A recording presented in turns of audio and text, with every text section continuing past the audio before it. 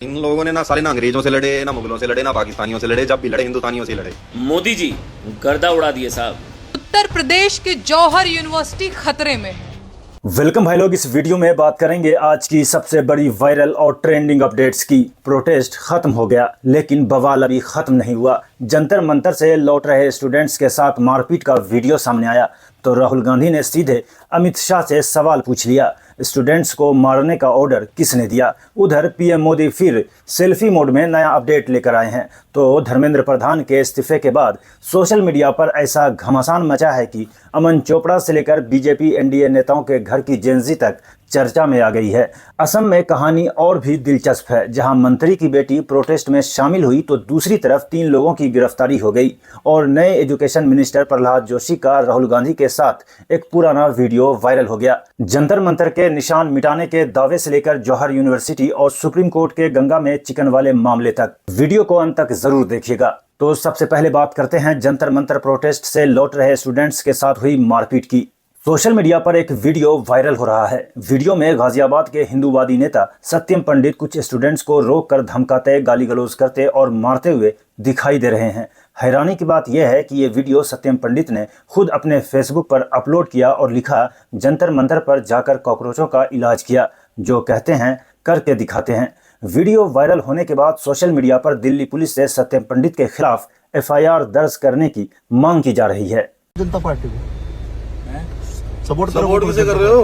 हाँ कर तो रहे, बताइए किस लिए कर रहे हो सपोर्ट? क्या नाम है तुम्हारा? आयुष।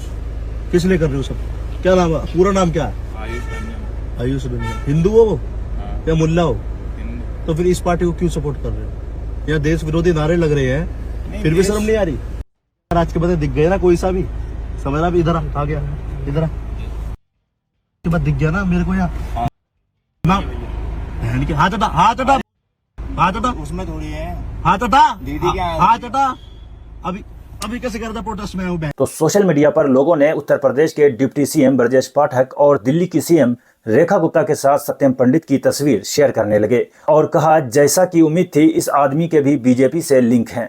अब जिन 2 स्टूडेंट्स के साथ मारपीट हुई उनमें से एक आयुष खुद सामने आया है और उसने बताया कि उस वक्त आखिर हुआ क्या था। इन लोगों ने घेर लिया, सत्यम पंडित ने और उसके आदमियों ने। एक सत्यम पंडित था, एक उसका कैमरामैन था, ड्राइवर भी था, जो 4 लोग पीछे बैठे थे, जहाँ तक हथियार भी थे उनके पास। उन लोगों ने, आपने फिर वीडियो में देखा ही होगा जो हुआ। फिर उनने धमकी भी दी हमें कि ऐसे क्यों कर रहे हो। फिर उनने मेरे दोस्त का गला पकड़ा, उसे मारने लगे वो लोग। उतने में मैं चला गया। मैंने सोचा किसी की मदद लेनी चाहिए, अकेले तो हम कैसे करते, पर पुलिस की मदद ले नहीं सकते थे क्योंकि पुलिस भी हमारे खिलाफ थी, आर्मी भी हमारे खिलाफ थी। प्रोटेस्टर कोई था नहीं उस समय वहाँ पे। उतनी देर में वो आ गया पीछे से और वो लोग चले गए। और सत्यम पंडित की कंट्रोवर्सी सिर्फ इस वीडियो तक ही नहीं है। उनका एक और कंट्रोवर्शियल बयान सोशल मीडिया पर वायरल हो रहा है, जिसमें वह कहते सुनाई दे रहे हैं कि कोई भी मुस्लिम पुलिसकर्मी कांवड़ यात्रा में ड्यूटी नहीं करेगा। यानी स्टूडेंट्स से मारपीट वाला मामला अभी चर्चा में ही था कि उनका ये बयान भी सोशल मीडिया पर वायरल हो गया। मैं उत्तर प्रदेश के माननीय मुख्यमंत्री श्री योगी आदित्यनाथ जी से प्रार्थना करता हूँ कि जितने भी मुसलमान अधिकारी इसमें ड्यूटी करते हैं, कोई भी मुसलमान अधिकारी इसमें ड्यूटी नहीं करेगा।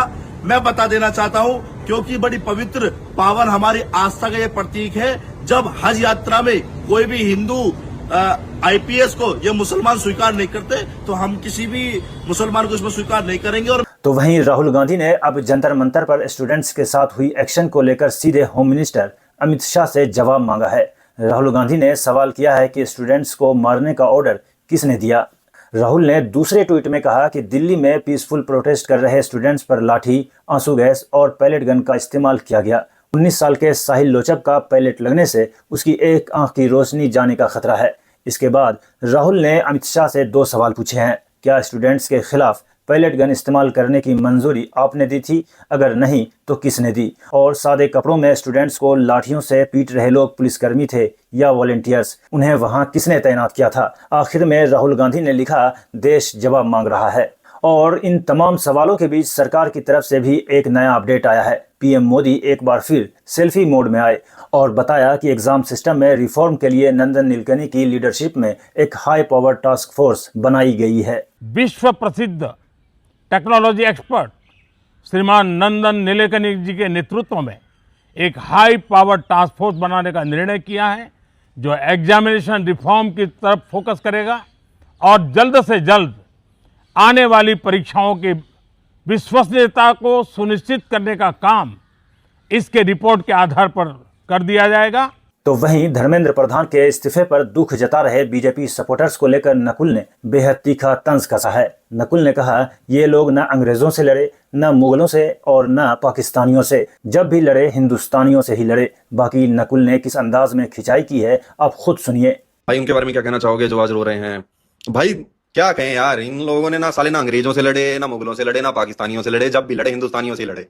इनके बाप दादा अंग्रेजों से नहीं लड़े, अंग्रेजों के साथ मिलकर भगत सिंह की गवाही दी, इन सब ने बस यही करा। हम दिख गए ना तुम्हें कौन लोग हैं।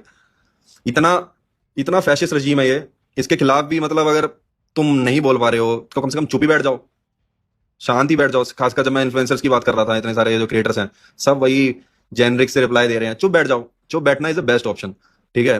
जेन्युइनली शाहरुख खान वगैरह इन सब के लिए बहुत रिस्पेक्ट है, चुप रहे भाई। कम से कम मुद्दा भटका तो नहीं रहे, मैं इसको सपोर्ट नहीं करता, उसको सपोर्ट नहीं करता, ये वो फलाना दिखड़ा। इतने फैशिस्ट रजीम के अगेंस्ट लोग बोल रहे हैं, तुम उनका डाउन प्ले और कर रहे हो यार ऐसे। और उधर कुछ लोग इस्तीफे से दुखी हैं तो अपने अमन चोपड़ा जी पीएम मोदी के वीडियो के व्यूज देकर गदगद हुए जा रहे हैं। एंकर साहब ने बाकायदा रिकॉर्ड का पूरा हिसाब किताब निकाल दिया। वीडियो शेयर करते हुए बता रहे हैं कि मोदी जी ने तो गर्दा उड़ा दिया। मोदी जी गर्दा उड़ा दिए साहब, कैसे सुनिए और समझिए। पिछले 24 घंटे में प्रधानमंत्री नरेंद्र मोदी की रील ने व्यूअरशिप का नया वर्ल्ड रिकॉर्ड बना दिया। पूरी दुनिया में किसी रील को एक दिन में इतने व्यूज नहीं मिले आज तक।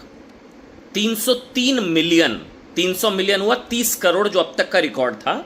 लेकिन सोशल मीडिया वालों ने इस खुशी का भी पोस्टमार्टम कर दिया। एक यूजर ने तंज कसते हुए लिखा कि इतने स्टूडेंट्स की जान जाने और इतने बच्चों के घायल होने के बाद भी इन्हें पीएम के वीडियो के व्यूज देखकर खुशी हो रही है। वहीं पत्रकार अजीत अंजुम ने भी चुटकी लेते हुए सवाल किया, इनसे पूछना चाहिए कि मोदी जी का रिकॉर्ड जंतर मंतर से टूट क्यों गया। मतलब एक तरफ सड़क पर स्टूडेंट्स का आंदोलन चल रहा था और दूसरी तरफ टीवी एंकर साहब व्यूज का स्कोरबोर्ड लेकर बैठे थे। कितने मिलियन हुए, रिकॉर्ड बना या नहीं बना।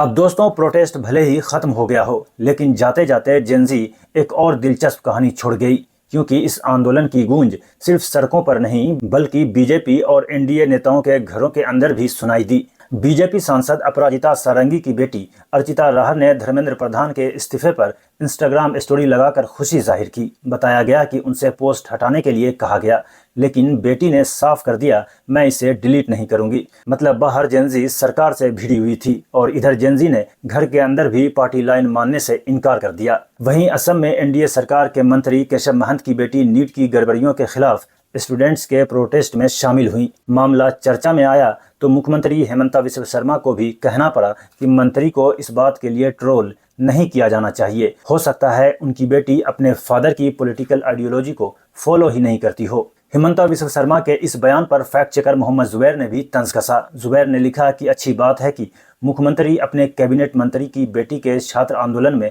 शामिल न होने और नीम का पत्ता करवा है नरेंद्र मोदी जैसे नारे लगाने पर कोई कार्रवाई नहीं कर रहे, बल्कि उसे समझाने की बात कर रहे हैं। लेकिन सवाल ये है कि अगर यही बात कोई मियाँ या कोई आम प्रदर्शनकारी छात्र कहता तो क्या उसके साथ भी यही रवैया अपनाया जाता। जुबैर ने तंज कसते हुए लिखा, तब तो यूएपीए या एनएसए पक्का था।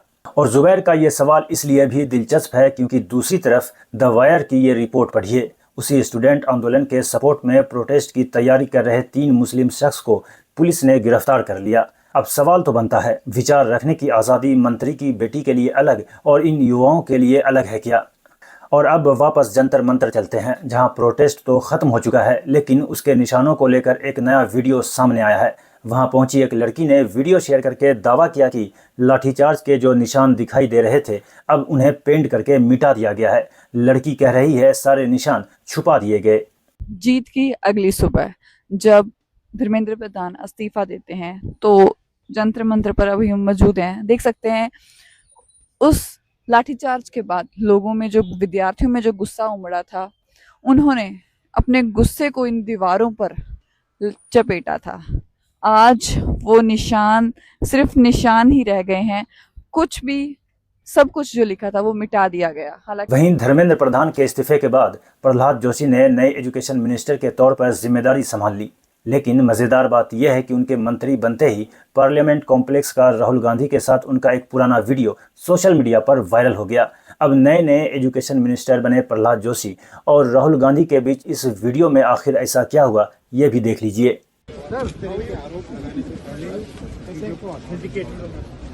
I'll also come and say hello. Yes, sir. Come, let's stand together. Let's stand together. Let's do it together. Come do it together. आपको लेकर कहीं बाइट दे रहे थे, वो कह रहे थे कि आप बिना डाटा दे रहे हो, कहीं ना कहीं बिना तथ्यों के डाटा नहीं। इस वीडियो के सामने आने के बाद सोशल मीडिया पर भी मजे लिए जाने लगे। एक यूजर ने वीडियो शेयर करते हुए लिखा, ये तो पहले ही डर के भाग गया था। वहीं दूसरी तरफ एक और मुद्दे ने अब सियासी हलचल बढ़ा दी है। जौहर यूनिवर्सिटी को लेकर अब मामला गर्माता जा रहा है और इसके सपोर्ट में आवाजें भी उठने लगी हैं। नेहा सिंह राठौर, चंद्रशेखर आजाद और मोहम्मद दीपक ने इस पर क्या कहा है, देखिए इस वीडियो में।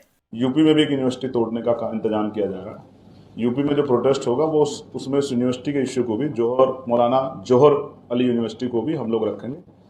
उस यूनिवर्सिटी को जो बच्चों के लिए, क्योंकि शिक्षा जुड़ा मामला है, वो जिस पार्टी में वो एक अलग बात है, लेकिन उस यूनिवर्सिटी को बचाना हमारा दायित्व है। उत्तर प्रदेश के जौहर यूनिवर्सिटी खतरे में है। उसे उत्तर प्रदेश की सरकार से खतरा है। सरकार उसे ध्वस्त कर देना चाहती है। सरकार यूनिवर्सिटी पर बुलडोजर चलवाना चाहती है। अगर जौहर यूनिवर्सिटी की इमारतों का नक्शा पास नहीं है तो क्या यूनिवर्सिटी को तोड़ने के अलावा दूसरा कोई विकल्प नहीं है? क्या प्रदेश की सारी इमारतों के नक्शे पास हैं? उत्तर प्रदेश की सरकार ने खुद कितने विश्वविद्यालय बनवाए हैं भाई? 10 साल से सरकार चला रहे हैं, सिवाय तोड़ने के आपने बनवाया क्या है? कभी लोगों के घर तोड़े, कभी दुकानें, हजारों सरकारी स्कूल आपने बंद कर दिए। इन सरकारी स्कूलों में गरीबों के बच्चे ही तो पढ़ते रहे होंगे, अब वो बच्चे कहाँ होंगे? एक विश्वविद्यालय को खड़ा करने में देश के ही तो संसाधन खर्च होते हैं। उसे तोड़ना मां सरस्वती का मंदिर तोड़ने से बड़ा पाप है। साथियों, मैं दीपक कुमार उर्फ मोहम्मद दीपक कुमार आज मैं उस यूनिवर्सिटी की बात करने जा रहा हूं जिसमें गरीब तबके का बच्चा पढ़ता है, गरीब बच्चा पढ़ता है, फ्री में पढ़ता है और उसको शिक्षा का ज्ञान वहां से मिलता है। उस यूनिवर्सिटी का नाम है जौहर यूनिवर्सिटी, जो उत्तर प्रदेश रामपुर के अंदर है। 2006 में ये यूनिवर्सिटी बनी थी और सरकार ने इसको अब गिराने का आदेश दे चुके हैं, बुलडोजर चलाने के आदेश दे चुके हैं, तो बुलडोजर चला दिया जाएगा। तो मैं अपने साथियों से, अपने दोस्तों से कहना चाहता हूं कि इस यूनिवर्सिटी को हमने बचाना है, क्योंकि ये बच्चों का भविष्य है और बच्चे इसमें पढ़ते हैं। तो सीधी सी बात है, इसमें से बच्चा जो निकलेगा, पढ़ाई करके जो निकलेगा, उसका भविष्य वो तय करते हैं। तो हमें इस यूनिवर्सिटी को बचाना है। और चलते चलते अब सुप्रीम कोर्ट से आई एक दिलचस्प खबर भी देख लीजिए। जहां मामला गंगा नदी में चिकन खाने का पहुंचा तो कोर्ट ने ऐसा सवाल पूछ दिया जिसकी अब खूब चर्चा हो रही है। वाराणसी में गंगा नदी के बीच चिकन खाने के मामले पर सुप्रीम कोर्ट के जज जस्टिस उज्ज्वल भुइयां ने कहा कि गंगा के ऊपर चिकन खाने से रोकने वाला कोई कानून नहीं है। उन्होंने कहा, जो चीज़ जुर्म ही नहीं है उसके लिए किसी को जमानत से कैसे रोका जा सकता है।